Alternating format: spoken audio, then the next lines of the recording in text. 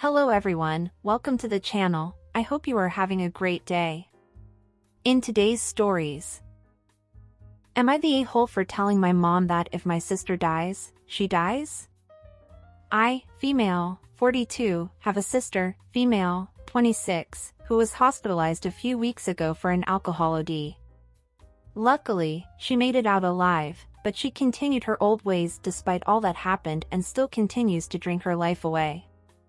I reached out to her 3 days ago to make sure she was okay and asked if she needed anything, but she went off on me out of completely nowhere, told me to F off if it's about her alcoholism and mind my own business, and that she'd block me if I wouldn't stop talking about her issue. I never once brought up anything about her being an alcoholic, nor did I lecture her. I was just checking on her. That's it. But there were many other times we did attempt to get her help. My mom, female, 62, and I have tried to offer her moral support more than 1,000 times, whether it be getting her therapist, attending church with her, becoming involved in activities outside of our houses together, etc., but she turned us down every single time. I don't mean to sound cruel, but I have had it. I let my mom know that she's a grown woman and that grown woman should be solving her own problems, not us. I went as far as saying, if she dies, she dies. We ended up having a heated argument and my mom exclaimed, if you die, I won't be there at your deathbed or your funeral. That's what caused distant relations between my mother for the past couple days. Am I the a-hole? I understand that living with someone who has an addiction is hard. When you see someone wasting their life with an addiction, and you try to help them and they simply don't care, or worse, they sink deeper into the addiction, all this is awful, I get it. And I know that there are times when you just want to give up on the person, not because you don't care for them anymore, but because you are so tired of fighting for them and with them, since they no longer want to fight for themselves. But I also know that you care about your sister OP. It wasn't just because you said what you said that you stopped loving her. You're just mad at her for not fighting for herself and not caring about the harm she's doing to herself, and consequently, to those who love her, like yourself and your mom. So, just as you said something that you didn't mean, when you were angry, your mother also ended up doing the same. I understand your frustration, OP, but please also understand your mother's situation.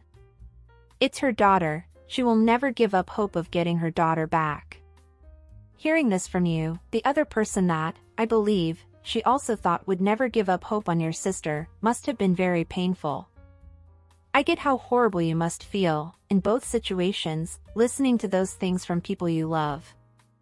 But please, try to be more understanding with your mom. And in what she said to you, I believe it was just the anger talking. Soon the feeling will pass and you will make peace with each other.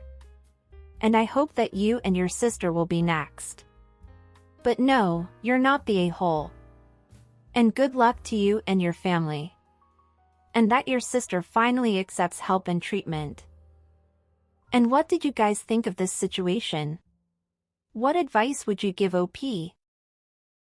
Don't forget to leave your opinions down below. Now let's read the comments and see what they say. Not the a-hole, you are allowed to be fed up with an addict in your life who won't try to get better. But do try to be more gentle with your mom.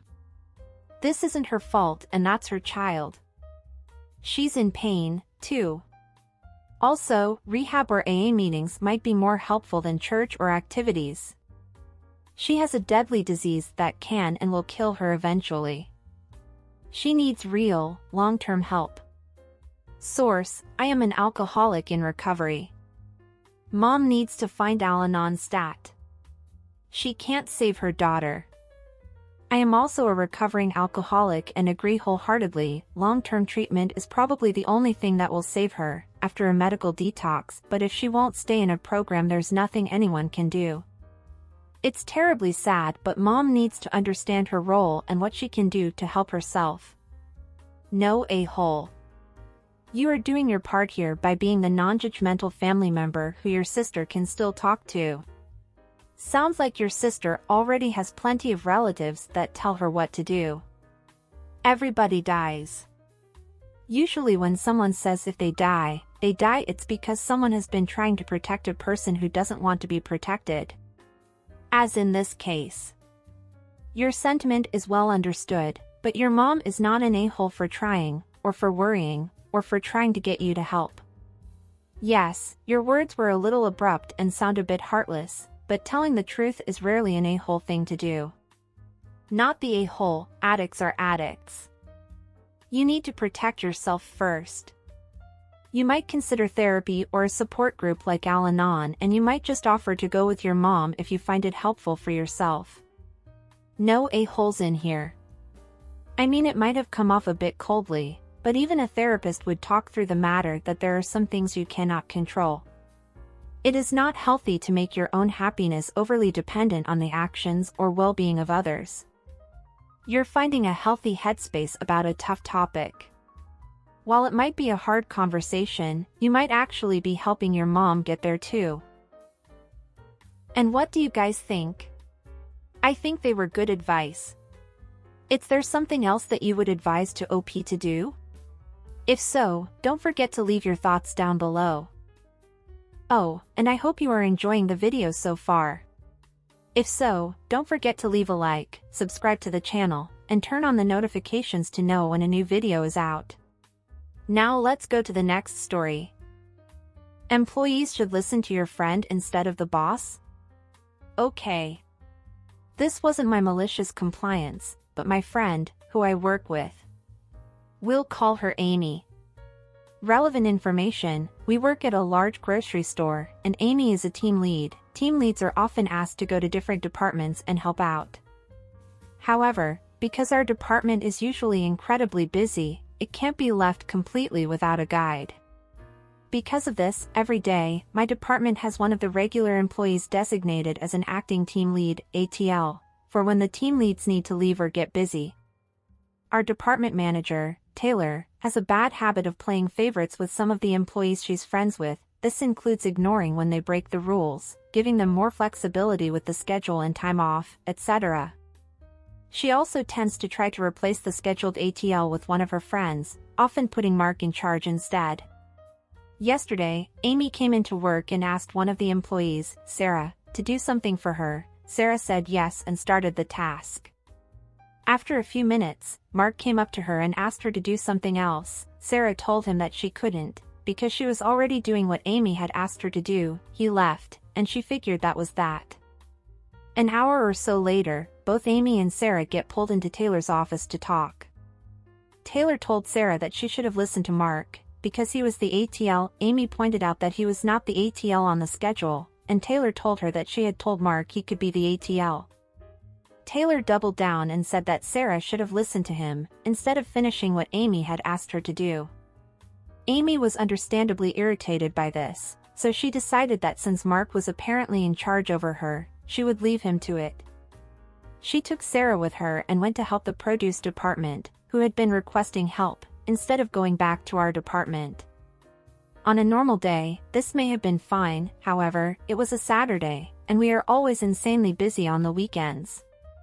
It took all of 30 minutes, before the department had crazy high customer wait times, and things were falling apart. I had just clocked out and was talking to Amy before I left, when the following exchange happened. Taylor radioed Amy to ask her why there were such high wait times in the department. Without missing a beat, Amy answered to tell her, "I don't know, I'm not back there, but Mark is. He should know." Suddenly, Mark, quote, wasn't in charge of the department, and Taylor told Amy that she needed her to get back there to run things. Amy told her that she'd be right back there, then promptly told me that she'd be finishing stocking the cart she had before she went back, which was not even halfway done.